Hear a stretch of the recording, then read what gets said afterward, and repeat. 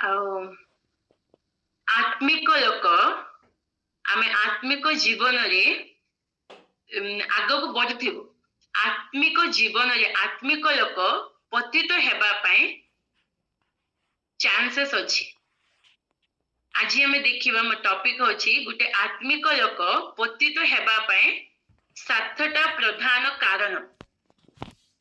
Paul କହିଛନ୍ତି ପ୍ରଥମ କରିନ୍ଥିୟନ୍ 10:12 ଏନୁ ଯେ ଆପଣାକୁ ସ୍ଥିର ବୋଲି ମନେ କରେ ସେ ଯେପରି ପତିତ ନ ହୁଏ ଏଥି ନିମନ୍ତେ ସେ ସାବଧାନ ହେଉ। ପାଉଲ କଣ କହିଛନ୍ତି? କିଏ ଭାବିବ ସ୍ଥିର ବୋଲି ମନେ କରିବ ସେ ଯେପରି ପତିତ ନ ହୁଏ ଏଥି ନିମନ୍ତେ ସେ ସାବଧାନ ହେଉ। ଆମେ ପଢିବା ମାଥ୍ୟୁ 26 ଚାପ୍ଟର 30-35। ପୁଣି ସେମାନେ ସ୍ତବଗାନ କଲା ଉତ୍ତାରେ ଜିତ ପର୍ବତକୁ ବାହାରି ଗଲେ। ସେତେବେଳେ ଯୀଶୁ ସେମାନଙ୍କୁ କହିଲେ, ଏହି ରାତ୍ରିରେ ତୁମ୍ଭେମାନେ ସମସ୍ତେ ମୋ ଠାରେ ବିଘ୍ନ ପାଇବ, କାରଣ ଲେଖା ଅଛି, ଆମ୍ଭେ ମେଷପାଳକକୁ ପ୍ରହାର କରିବା ଆଉ ପରର ମେଷ ଗୁଡ଼ିକ ଛିନ୍ନ ଭିନ୍ନ ହୋଇଯିବେ। ମାତ୍ର ମୁଁ ଉତ୍ଥିତ ହେଲା ଉତ୍ତାରେ ତୁମ୍ଭମାନଙ୍କ ଆଗେ ଗାଲିଲକୁ ଯିବି। କିନ୍ତୁ ପିତର ତାହାଙ୍କୁ ଉତ୍ତର ଦେଲେ, ଯଦ୍ୟପି ସମସ୍ତେ ଆପଣଙ୍କ ଠାରେ ବିଘ୍ନ ପାଇବେ ତଥାପି ମୁଁ କେବେ ହେଁ ପାଇବି ନାହିଁ। ଯୀଶୁ ତାଙ୍କୁ କହିଲେ, ମୁଁ ତୁମ୍ଭକୁ ସତ୍ୟ କହୁଅଛି, ଏହି ରାତିରେ କୁକୁଡ଼ା ଡାକିବା ପୂର୍ବରୁ ତୁମ୍ଭେ ମତେ 3 ଥର ଅସ୍ୱୀକାର କରିବ। ପିତର ତାହାଙ୍କୁ କହିଲେ, ଯଦ୍ୟପି ମତେ ଆପଣଙ୍କ ସାଙ୍ଗରେ ମରିବାକୁ ହୁଏ ତଥାପି ମୁଁ ଆପଣଙ୍କୁ କେବେ ହେଁ ଅସ୍ୱୀକାର କରିବି ନାହିଁ। ସମସ୍ତ ଶିଷ୍ୟ ମଧ୍ୟ ସେହି ପ୍ରକାର କହିଲେ। ପ୍ରଭୁ ଏ ବାକ୍ୟରେ ଆମେ ସମସ୍ତଙ୍କୁ ଆଶୀର୍ବାଦ କରନ୍ତୁ। ଆମେ ଏଇଠି ପିତରଙ୍କ ଜୀବନ ଠାରୁ ଆମେ ଦେଖିବା ଆତ୍ମିକ ଜୀବନରେ ପତିତ ହେବା ପାଇଁ 7ଟା ବିଷୟରେ, ପତିତ ନ ହେବା ପାଇଁ 7ଟା ବିଷୟରେ ଆମେ ଜାଗ୍ରତ ନେବାର ଅଛି। ପିତରଙ୍କ ଜୀବନ ଠାରୁ କୋଉ ଜାଗାରେ ପିତର କେତେ ପ୍ରଭୁଙ୍କ ଫେଭର ଲୋକ, ପ୍ରଭୁଙ୍କ ପାଖରେ ଥିଲେ, ଆତ୍ମିକତାରେ ବଢୁଥିଲେ, ପ୍ରଭୁଙ୍କ ସହିତ ମିଶିକି ସେବା କରୁଥିଲେ, ପ୍ରଭୁଙ୍କ ସହିତ ଏକା ରହୁଥିଲେ 3.5 ବର୍ଷ। ହେଲେ ବି ସେ କୋଉ ଜାଗାରେ ପତିତ ହେଲେ, କୋଉ ଜାଗାରେ ପଡିଗଲେ। ଆମେ ବି ଆମ ଆତ୍ମିକତା ଜୀବନରେ ଆଗକୁ ଗଲା ସମୟରେ ସେଇ ଜାଗାରେ ଆମେ ନିଜକୁ ଚେକ୍ କରିବା। ଆଜି ସେଇ ଜାଗାରେ ସେମିତି ଆମର ଜୀବନ ଅଛି କି ଚେକ୍ କରିବା, ତାକୁ ପ୍ରଭୁଙ୍କ ପାଖରେ ଆମେ ସେଟ୍ ହେବା ପାଇଁ ସାହାଯ୍ୟ ମାଗିବା। ଫର୍ଷ୍ଟ ପଏଣ୍ଟ ହଉଛି ପିତର ଆଉ ପ୍ରେରିତଙ୍କ ମାନଙ୍କର ପ୍ରଥମ ଲୋକ, ଯୀଶୁଙ୍କର ଶିଷ୍ୟ ମାନଙ୍କର ମହାନ ଲୋକ ସେ ପିତର ଆତ୍ମିକତାରେ କେମିତି ପଡ଼ିଗଲେ ଦେଖିବା। ଫର୍ଷ୍ଟ ପଏଣ୍ଟ, ଆପଣାକୁ ଦେଖାଇବା, ନହେଲେ ନିଜ ବିଷୟରେ ବେଶୀ ଭାବିବା। ଆପଣାକୁ ଦେଖାଇବା ନହେଲେ ନିଜ ବିଷୟରେ ବେଶୀ ଭାବିବା। ନିଜ ବିଷୟରେ ବେଶୀ ଭାବିବା କଣ? ଏଇ ଦେଖନ୍ତୁ ଆମେ ପଢିଥିଲେ 26-30-35 ପର୍ଯ୍ୟନ୍ତ। ଏଇଠି କହିଛନ୍ତି ତୁମେ ବିଘ୍ନ ପାଇବ। କହିଲା ସମୟରେ ସେ କହୁଛନ୍ତି କି କିଏ ପାଆନ୍ତୁ ମାତ୍ର ମୁଁ ପାଇବିନି। ଅନ୍ୟମାନଙ୍କ ସାଙ୍ଗରେ ତୁଳନା କାହିଁକି? ନିଜକୁ ଦେଖେଇବା କଣ?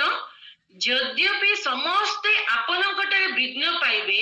ତଥାପି ମୁଁ କେବେ ହେଁ ପାଇବିନି। ଯୀଶୁ କହୁଛନ୍ତି ତୁମେ ସମସ୍ତେ ବିଘ୍ନ ପାଇବ, ବେଲେ ଯୀଶୁଙ୍କର କଥା ହବନି କି? ଯୀଶୁଙ୍କୁ ଏକ ଡାଇରେକ୍ଟ କହୁଛି ନା, ସମସ୍ତେ ବିଘ୍ନ ପାଇଲେ ବି ମୁଁ ମାତ୍ର ପାଇବିନି। ନିଜକୁ ଅଧିକ ଭାବିବା, ନିଜକୁ ବହୁତ ଦେଖେଇବା, ମୁଁ କରିବିନି। ଅନ୍ୟ ସାଙ୍ଗରେ ନିଜକୁ ତୁଳନା କରିକି ମୁଁ ବଡ, ମୁଁ ସବୁ ଜାଣିଛି। କେତେ ଜଣଙ୍କର ମାଇଣ୍ଡ ମୁଁ ସବୁ ଜାଣିଛି, ମୁଁ ତ ମୋର ଏମିତି ଅଛି। ଆଉ ଗୋଟେ ଦେଖନ୍ତୁ ସେଇଠି ଏକା ଅନ୍ୟ ସାଙ୍ଗରେ କମ୍ପିଟିସନ କରିଛନ୍ତି। ବେଲେ ପ୍ରଭୁ ତୁମେ କଣ ଭାବୁଛ? ମତେ ଏତେ ଅଣ୍ଡର ଏଷ୍ଟିମେଟ କରୁଛ କି? ମୁଁ କେବେ ହେ ସେମିତି ବିଘ୍ନ ପାଇବି ନାହିଁ ବୋଲି। ଏଇଠି ରୋମିଓ 12 ଅଧ୍ୟାୟ 3 ପଦ। ରୋମିଓ 12 ଅଧ୍ୟାୟ 3 ପଦ। କାରଣ ମତେ ପ୍ରଦତ୍ତ ଅନୁଗ୍ରହ ଦ୍ୱାରା ମୁଁ ତୁମ୍ଭମାନଙ୍କ ମଧ୍ୟରେ ଥିବା ପ୍ରତ୍ୟେକ ଜଣକୁ କହୁଅଛି, ଆପଣା ବିଷୟରେ ଯେପରି ମନେ କରିବା ଉଚିତ ତାହାଠାରୁ ଆପଣାକୁ ଅଧିକ ବଡ଼ ମନେ ନ କର। କିନ୍ତୁ ଈଶ୍ୱର ଯାହାକୁ ଯେ ପରିମାଣରେ ବିଶ୍ୱାସ ବିତରଣ କରିଅଛନ୍ତି ସେହି ଅନୁସାରେ ପ୍ରତ୍ୟେକ ଜଣ ସୁବୋଧର ପରି ଆପଣା ବିଷୟରେ ମନେ କର। କେତେ ଭାବିବାର ଅଛି ସେତିକି ଭାବ ବୋଲି କେତେ ବଢିଆ ପାଉଲ ଲେଖୁଛନ୍ତି। କେତେ ମନେ କରିବାର ଅଛି ଉଚିତ ସେତିକି ମନେ କର,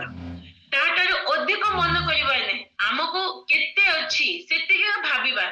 high thinking and low living is very dangerous in spiritual life. ଆତ୍ମିକ ଜୀବନରେ ହାଇ ଥିଙ୍କିଂ ଆଉ ଲୋ ଲିଭିଂ very dangerous. ଆମେ କେତେ ଭାବିବାର ଅଛି ତାଠାରୁ ଅଧିକ ଭାବିକି ନିଜକୁ ବେଶୀ କରି ଭାବିବା ସେଟା ବହୁତ ଡେଞ୍ଜରସ୍। ସ୍ପିରିଚୁଆଲି ପଡ଼ିବାର ଚାନ୍ସେସ୍ ଅଛି। ଏଟା ସ୍ପିରିଚୁଆଲିଟି ନାହିଁ, ଆତ୍ମିକତା ନାହିଁ, ଏଟା ହଉଛି ଗର୍ବ। ଗର୍ବ ଅହଙ୍କାର ନିଜକୁ ବେଶୀ କହିବା, ମୋର ଏତେ ସମ୍ପତ୍ତି ଅଛି, ମୋ ପିଲାମାନେ ଏମିତି,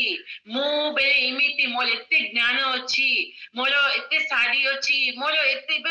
ନିଜକୁ ମୋର ଏମିତି ଅଛି ସେମିତି ଅଛି। କେତେ ଜଣ ବେଶୀ କହିବେ, ଟିକେ ଟିକେ ଥିବ ତାକୁ ଆଡ୍ କରିକି ଆହୁରି ବେଶୀ କହିବେ ଦେଖାଇବା ପାଇଁ, ସେଟା ଭଲ ନୁହେଁ। 2 Corinthians 10 2 କରନ୍ତି 10:17-18। କିନ୍ତୁ ଯେ ଦର୍ପ କରେ ସେ ପ୍ରଭୁଙ୍କଠାରେ ଦର୍ପ କରୁ, କାରଣ ଯେ ନିଜର ପ୍ରଶଂସା କରେ ସେ ପରୀକ୍ଷା ସିଦ୍ଧ ନୁହେଁ, ମାତ୍ର ପ୍ରଭୁ ଯାହାର ପ୍ରଶଂସା କରନ୍ତି ସେ ପରୀକ୍ଷା ସିଦ୍ଧ। ନିଜର ପ୍ରଶଂସା କରିବାର ନାହିଁ, ପ୍ରଭୁ ଆମକୁ ପ୍ରଶଂସା କରିବାର ଅଛି। ସେମିତି ଆମର ଆତ୍ମିକତା ଥିବାର ଅଛି। ନିଜେ କିନ୍ତୁ ଯେ ଦର୍ପ କରି କଣ ପ୍ରଭୁଙ୍କ ଠାରୁ ଦର୍ପ କର, ନିଜ ପାଇଁ ଦର୍ପ କରିବାର ନାହିଁ। ଆଉ ପିତର ଏଇ ବେଶୀ କଥା ଅଛନ୍ତି। କଣ କହୁଛନ୍ତି, ମୁଁ ମରିବା ପାଇଁ ଆସିଲେ ବି ମୁଁ ମରିଯିବି, ମୁଁ ମରିବାକୁ ହୁଏ ତ ମରିଯିବି, ମାତ୍ର ତୁମକୁ କେବେ ଅସ୍ୱୀକାର କରିବି ନାହିଁ। ସେବେ ତାଙ୍କର ନିଜର ଜୀବନ ବାହାରକୁ ଆସିଲା। କେତେ ଗର୍ବରେ ତାଙ୍କ ଜୀବନ ଅଛି। ପିତରଙ୍କ ବିଷୟରେ ଆମେ ବହୁତ ଭାବୁଥିବୁ ନା, ମାତ୍ର ଏଇଟା ଗର୍ବ ଚିହ୍ନ। ଆଉ ସେକେଣ୍ଡ ବିଷୟ ଦେଖିବା ମାଥ୍ୟୁ 26 36-41। ଏତେ ଉତ୍ତାରେ ଯୀଶୁ ଆପଣା ଶିଷ୍ୟମାନଙ୍କ ସହିତ ଗେତ୍ସେମାନି ନାମକ ଗୋଟିଏ ସ୍ଥାନକୁ ଯାଇ ସେମାନଙ୍କୁ କହିଲେ, ମୁଁ ସେଠାକୁ ଯାଇ ପ୍ରାର୍ଥନା କରୁଥିବା ପର୍ଯ୍ୟନ୍ତ ତୁମ୍ଭେମାନେ ଏଠାରେ ବସିଥାଅ। ଆଉ ସେ ପିତର ଓ ଜେବଦୀଙ୍କ 2 ପୁତ୍ରଙ୍କ ସାଙ୍ଗରେ ଘେନି ଶୋକାକୁଳ ଓ ବ୍ୟତୀତ ହେବାକୁ ଲାଗିଲେ। ସେତେବେଳେ ସେ ସେମାନଙ୍କୁ କହିଲେ, ମୋହର ପ୍ରାଣ ମୃତ୍ୟୁ ଭୋଗ କରିବା ପରି ଅତ୍ୟନ୍ତ ଶୋକାକୁଳ ହେଉଅଛି। ତୁମେମାନେ ଏଠାରେ ରହି ମୋ ସାଙ୍ଗରେ ଜାଗିଥାଅ। ପୁଣି ସେ ଅଳ୍ପ ଦୂର ଆଗକୁ ଯାଇ ଉବୁଡ ହୋଇ ପ୍ରାର୍ଥନା କରୁ କରୁ କହିଲେ, ହେ ମୋହର ପିତା, ଯଦି ହୋଇପାରେ ତେବେ ଏହି ପାନପାତ୍ର ମୋ ଠାରୁ ଦୂର ହେଉ, ତଥାପି ମୋହର ଇଚ୍ଛା ନୁହେଁ ମାତ୍ର ତୁମରି ଇଚ୍ଛା। ଆଉ ସେ ଶିଷ୍ୟମାନଙ୍କ ନିକଟକୁ ଆସିକି ସେମାନଙ୍କୁ ନିଦ୍ରିତ ଦେଖିଲେ ଓ ପିତରଙ୍କୁ କହିଲେ, ତୁମ୍ଭେମାନେ କି ମୋ ସାଙ୍ଗରେ ଦଣ୍ଡେ ହେଲେ ଜାଗି ପାରିଲ ନାହିଁ? ପରୀକ୍ଷାରେ ଯେପରି ନ ପଡ ଏଥିପାଇଁ ଜାଗି ରହି ପ୍ରାର୍ଥନା କର। ଆତ୍ମା ଇଚ୍ଛୁକ ସତ୍ୟ, ମାତ୍ର ଶରୀର ଦୁର୍ବଳ। ଏଇଠି ସେକେଣ୍ଡ ପଏଣ୍ଟ କହୁଛି, ଶରୀରକୁ ବଶୀଭୂତ କରିପାରି ନଥିଲେ। ଶରୀରକୁ ତାଙ୍କେ ନିଜ ଶରୀରକୁ ବଶୀଭୂତ କରିପାରି ନଥିଲେ। ଗେତ୍ସେମାନି ସେଇ ବଗିଚାରେ ଯାଇକି ଶିଷ୍ୟମାନେ 3 ଜଣଙ୍କୁ ନେଲେ, ପ୍ରାର୍ଥନା କରୁଥିଲେ, କହିଲେ କି ଜାଗି ରହିକି ତୁମେ ପ୍ରାର୍ଥନା କର କହିକି ଯୀଶୁ ଯାଇକି ପ୍ରାର୍ଥନା କରୁଛନ୍ତି ଆଉ ବ୍ୟତୀତ ହଉଛନ୍ତି ଅତ୍ୟନ୍ତ ଶୋକାକୁଳ ହଉଛନ୍ତି ପ୍ରାର୍ଥନା କରିକି ଆସିବା ସମୟରେ ଆମକୁ କହିଲେ କି ଜାଗି ରହି ପ୍ରାର୍ଥନା କର ଏମାନେ କଣ ଶୋଇ ପଡିଛନ୍ତି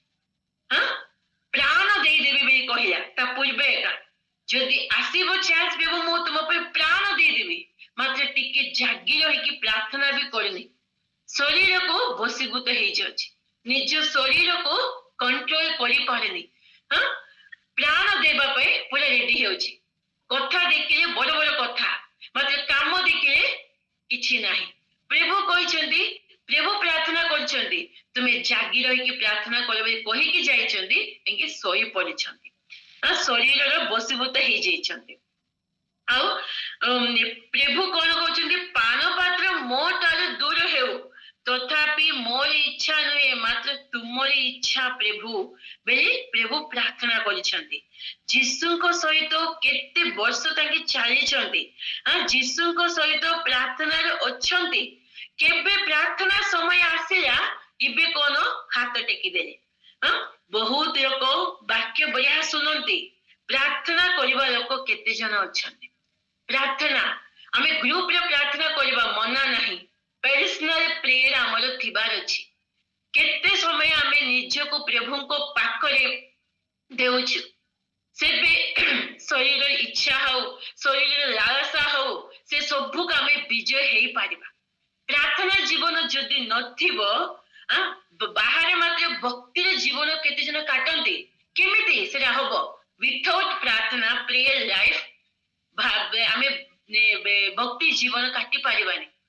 ପ୍ରେୟର ଲାଇଫ ଆମର ଥିବାର ଅଛି ନିଜର ବ୍ୟକ୍ତିଗତ ପ୍ରାର୍ଥନା ଥିବାର ଅଛି ନିଜର ପ୍ରଭୁଙ୍କ ସହିତ ସେ କଣ୍ଟାକ୍ଟ ଥିବାର ଅଛି ସେବେ ଏମିତି ପରୀକ୍ଷା ଆସିଲେ ସେ ପରୀକ୍ଷାକୁ ଆମେ ବିଜୟ ହେଇପାରିବା ନହେଲେ ସେ ପରୀକ୍ଷାରେ ଆମେ ହାରିଯିବା ଏଠି ହାରିଗଲେ ପ୍ରାର୍ଥନା କରିବା ପାଇଁ କହିଲା ସମୟରେ ଶୋଇ ପଡିଲେ ଆଉ କେତେ ଜଣ କଣ ଆମକୁ ସବୁ ଦାୟିତ୍ୱ ଦିଆହେଇଛି ଯୋଉ ଦାୟିତ୍ୱ ଦିଆହେଇଛି ଆଉ ଆମ କ୍ୟାରେକ୍ଟରକୁ ପବିତ୍ର ରଖିବାର ଅଛି ଆମ ଆତ୍ମିକତାକୁ ପବିତ୍ର ରଖିବାର ଅଛି ପବିତ୍ର ଜୀବନ ପ୍ରଭୁଙ୍କ ପାଇଁ କାଟିବାର ଅଛି କୌଣସି ପାପରେ ନ ପଡିବାର ଅଛି ବେଳେ ପର୍ସନାଲ ପ୍ରେୟର ଦରକାର ଅଛି ଜାଗି ରହିକି ଆମେ ପ୍ରାର୍ଥନା କରିବାର ଅଛି ଯେପରି ତୁମେ ପରୀକ୍ଷାରେ ନ ପଡ ବୋଲି କହିଛନ୍ତି ପ୍ରଭୁ ଜାଗି ରହିକି ପ୍ରାର୍ଥନା କରିବାର ଅଛି କୋ ବିଷୟରେ ଜାଗିବା ଖାଲି ଏ ନିଦ୍ରିତ ବିଷୟ ନାହିଁ ଆତ୍ମିକ ବିଷୟରେ ବି ଜାଗି ରହିକି ଆମେ ପ୍ରାର୍ଥନା କରିବାର ଅଛି ଆମ ଆତ୍ମା କେମିତି ଅଛି କୋ ଷ୍ଟେଜରେ ଅଛି ପରମେଶ୍ୱରଙ୍କ ଇଚ୍ଛା ଅନୁସାରେ ଆମ ଆତ୍ମିକ ଜୀବନ ଅଛି ନା ନାହିଁ ନିଜକୁ ଚେକ୍ କରୁଥିବାର ଅଛି ଆମ ଆତ୍ମିକ ଜୀବନ ପରମେଶ୍ୱରଙ୍କ ଇଚ୍ଛାରେ ରହିଛି ନା ନାହିଁ ଆମେ ନିଜକୁ ଚେକ୍ କରିବା ଆତ୍ମିକ ବିଷୟରେ ବି ଜାଗି ରହିକି ଆମେ ପ୍ରାର୍ଥନା କରିବା ଯୋଉ ଦୁର୍ବଳ ବିଷୟ ଅଛି କି ଲୋଭ ଅଛି କି ଯୋଉଟା ଈର୍ଷା ଦ୍ୱେଷ ରାଗ ଘୃଣା ଏ ସବୁ ଯଦି ରହିକି ଆମେ ପ୍ରାର୍ଥନା କରିବା ସେ ପ୍ରାର୍ଥନା ପ୍ରଭୁଙ୍କ ପାଖରେ ସ୍ୱୀକାର ହବ ନାହିଁ ଜାଗି ରହିବା ଆମ ଆତ୍ମାକୁ ପବିତ୍ର ରଖିକି ପରମେଶ୍ୱରଙ୍କ ଇଚ୍ଛା ଅନୁସାରେ ଆମେ ଜୀବନ କାଟିକି ପ୍ରାର୍ଥନାରେ ଜାଗି ରହିକି ପ୍ରାର୍ଥନା କରିବା ସେବେ ଆମେ ଆମ ସାକ୍ଷ୍ୟ ବି ଠିକ ରହିବ ଆମେ ପତିତ ହେବାର ଚାନ୍ସେସ୍ ହବ ନାହିଁ ଆଉ ଥାର୍ଡ ପଏଣ୍ଟ ଜହନ 18 ଅଧ୍ୟାୟ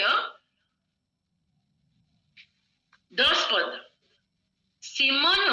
ପିତରଙ୍କ ପାଖରେ ଖଣ୍ଡା ଥିବାରୁ ସେ ତାହା ବାହାର କରି ମହାଯାଜକଙ୍କ ଦାସକୁ ଆଘାତ କଲେ ଓ ତାହାର ଡାହାଣ କାନ କାଟି ପକାଇଲେ ସେହି ଦାସର ନାମ ମାଲକ ଏଇଠି କଣ ସିମୋନ ପିତର କଣ କରିଛନ୍ତି ଏଇଠି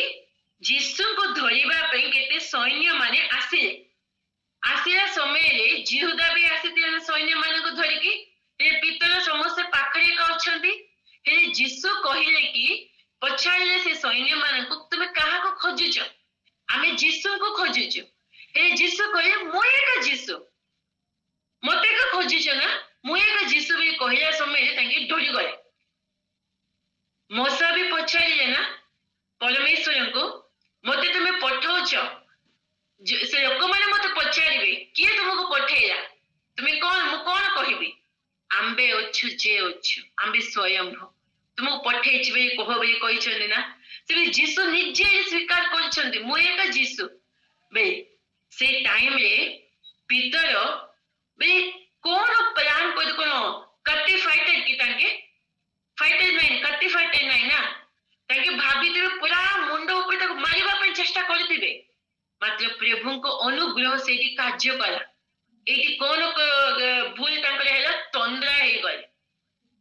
हे गले पितर पूरा से खंडा को काढ़ी मारिबा पे को लोक माने आसे तो मारिबा पे चेष्टा कले मात्र प्रभु को अनुग्रह तांको पाके से कार्य कला समान से कान को काटे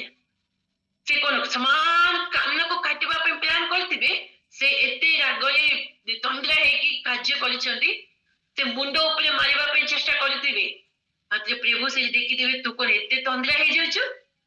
प्रभु को अनुग्रह से कार्य करछि समान से मार्क नामर ताले से दासर कान काटी कटा हे गले तंद्रा हे गले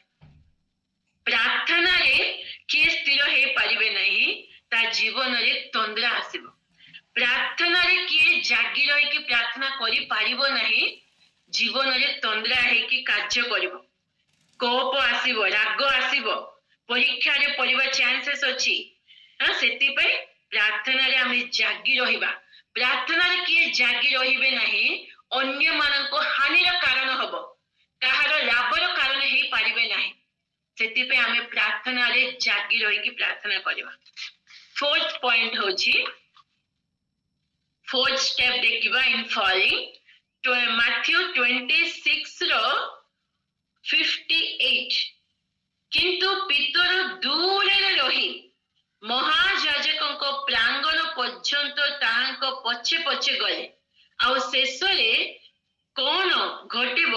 ताहा देखिबा निमंते से भीतर को जाई पदातिक मानक सहित बसी रहिले कौन एडी पितर दूर रही जीसु को पाखरे पाखरे थिबार जीसु को ऊपर आहुजी परिवार लोक इबे कोन जीसु को दूर अनुगमन करिसंती जीसु को तार दूर हे जाइछंती दूर रे रही कि जीसु को ऑब्जर्व करिसंती एटा कोन दूर रे रहिबा कोन पाप जीवन रे पाप थिबो आमे प्रभु को तार दूर हे परिबा जीसु को पाखरे बसी कि मिसी कि भोजन खाइबा लोक माने लोक ए शिष्य इबे कोन दूर रे रहिसंती प्रार्थना जीवन नाही से दूर रे प्रभु को तार दूर रहिबो को किए पाप रे पड़ी जाइछि से प्रभु को तार दूर रे रहिबो आउ वाक्य रे नाही दुनिया रे सुख अभिलाष रे जागतिक शांति रे जागतिक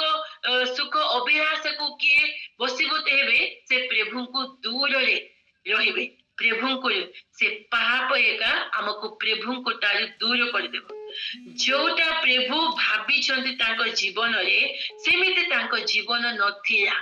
सेरे कोन प्रभु को तार दूर कर देला हमको दाऊद कहिसंती गीत संहिता 19:12 रे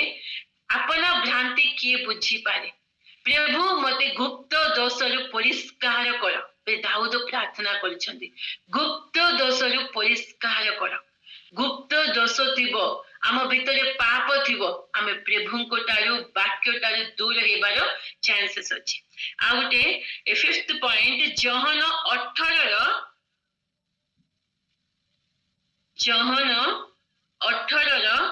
17-18 सेथिरे सेही द्वार रक्षिका दासी पितर को कहिला तुम्बे मध्य कौन एही लोकर शिष्य मानक मध्य जने नुहे से कहिले मु नुहे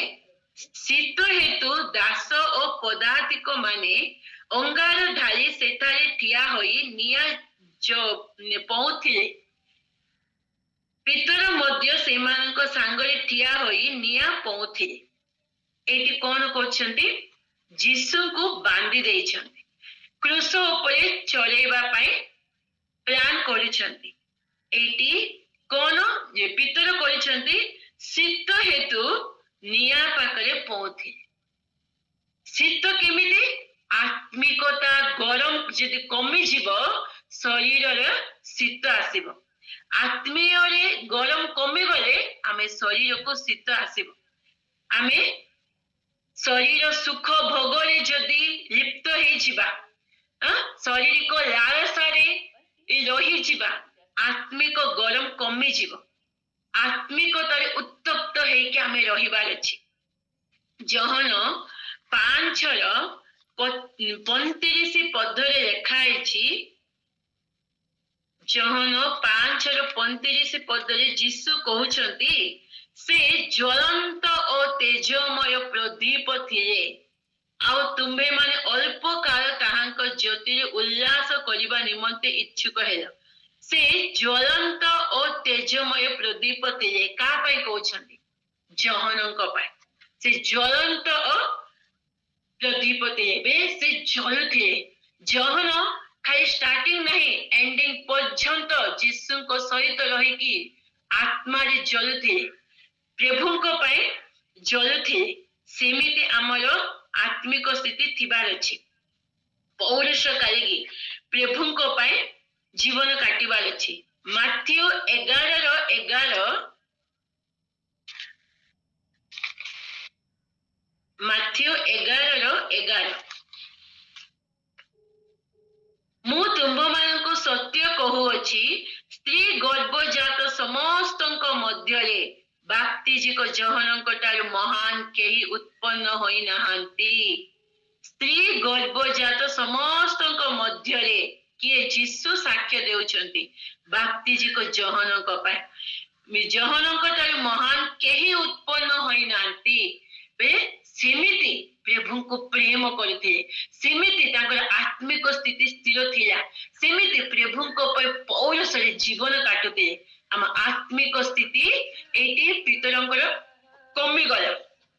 पूरा सुखी गलानी आउ प्रकाशित वाक्य 3:15 पदरे लेखा है प्रकाशित वाक्य 7टा मंडली विषय लेखा है ना 7टा मंडली को नहीं गुटे गुटे मंडली गुटे गुटे पीरियड ऑफ टाइम को बुझा जाउची इबे आमे ए लास्ट मंडली लाओदिकिया मंडली रे अछि से लाओदिकिया मंडली एबे एबे थिबा क्रिश्चियन समाज को बुझा जाउची से 15 पदरे लेखा है आम्बे तुंबर कर्म जानो तुम्बे शीतल नहे कि उष्ण उष्ण ही नुहे नुह तुम्बे शीतल कि उष्ण हेले भल हुअंता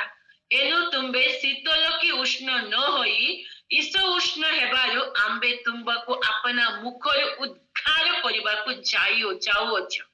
इबे क्रिश्चियन समाज केमिति अछि प्रभु कहउछंती एई प्रभु कहउछन कोन तुम्बे शीतल नहे कि उष्ण नहे जदि शीतल हेतांत भल हेतांत उष्ण हेतांत भल हेतांत थिले गरम रह नथिले ठंडा रह ईश उष्ण रहिले मु मुखर उद्धार करबा पे चाहूची ख्रीष्टीय जीवन इमिति का अछि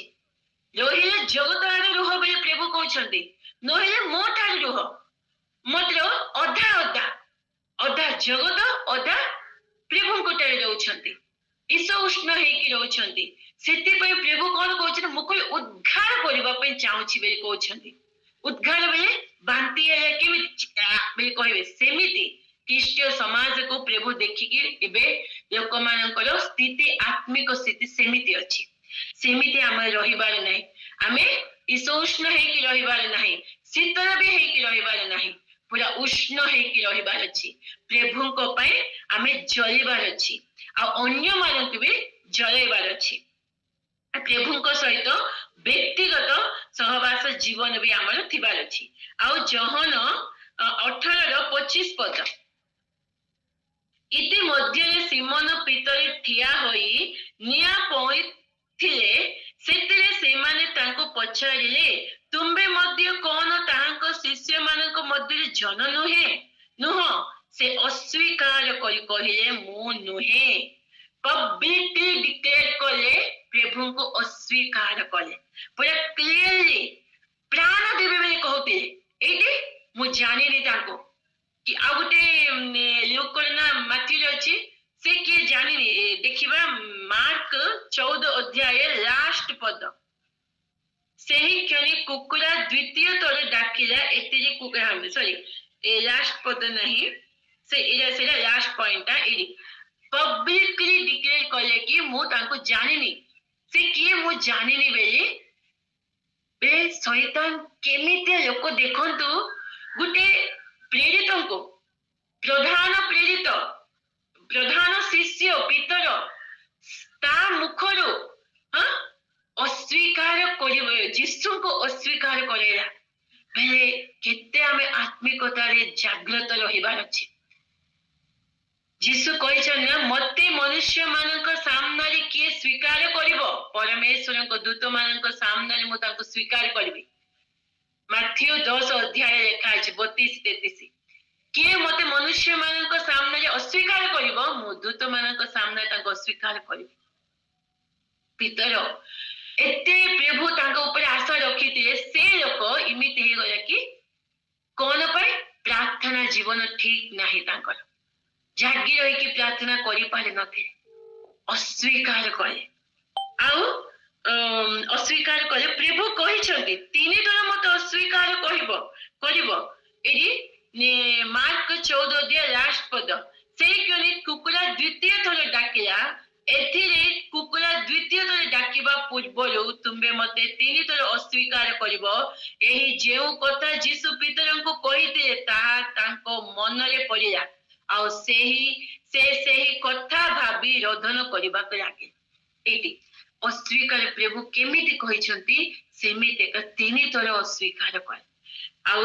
ଲାଷ୍ଟ ପଏଣ୍ଟ କଣ ସେ ପଦାତିକ ମାନଙ୍କ ସହିତ ବସିକି କଥାବାର୍ତ୍ତା ହଉଥିଲେ କଣ ଆବଶ୍ୟକତା ଜାଗତିକ ଲୋକମାନଙ୍କ ପାଖରେ ଆମେ ବସିକି ଗସିପିଂ କରିବା ପ୍ରଭୁଙ୍କ ପିଲାମାନଙ୍କର ଆମକୁ କଣ ଦାୟିତ୍ୱ ନାହିଁ ଆମକୁ କଣ କାମ ନାହିଁ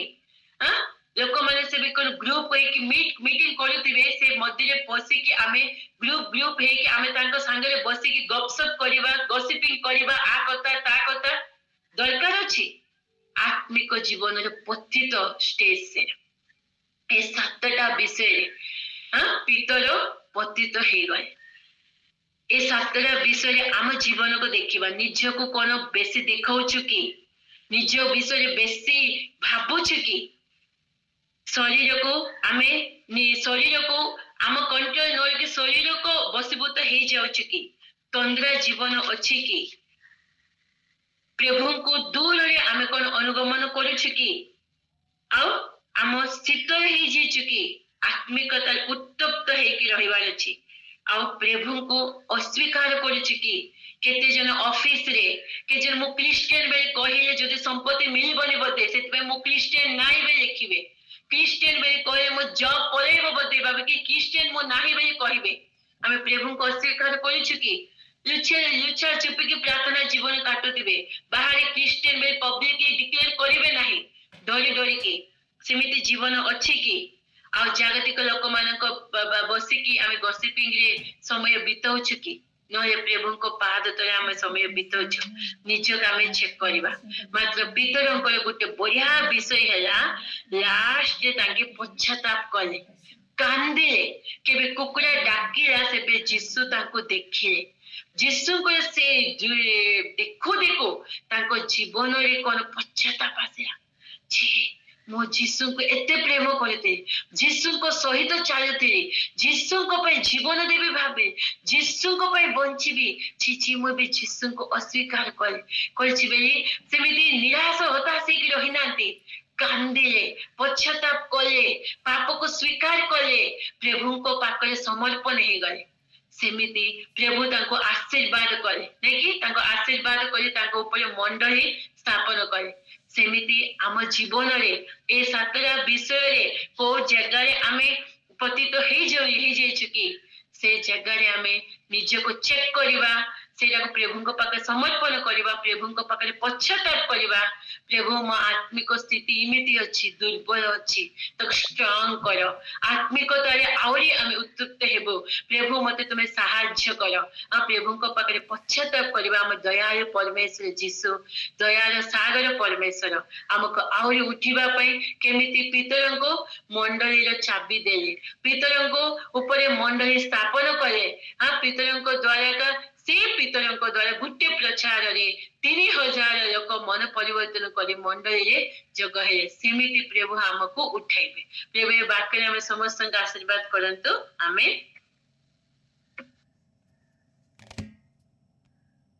आमेन आमेन। प्रभुଙ୍କ ନାମରେ ଧନ୍ୟବାଦ हो ସୁନ୍ଦର ଶିକ୍ଷଣୀୟ ଆଉ ଶିକ୍ଷା ଚେତନାମୂଳକ ବାକ୍ୟ ନିମନ୍ତେ ପ୍ରଭୁ ଆଶୀର୍ବାଦ କରନ୍ତୁ ଆମ ସମସ୍ତଙ୍କୁ। ଆସ ଆମେ ଆଜିର ବାକ୍ୟ ନିମନ୍ତେ ଏବଂ ବକ୍ତାଙ୍କ ପାଇଁ ପ୍ରାର୍ଥନା କରିବା।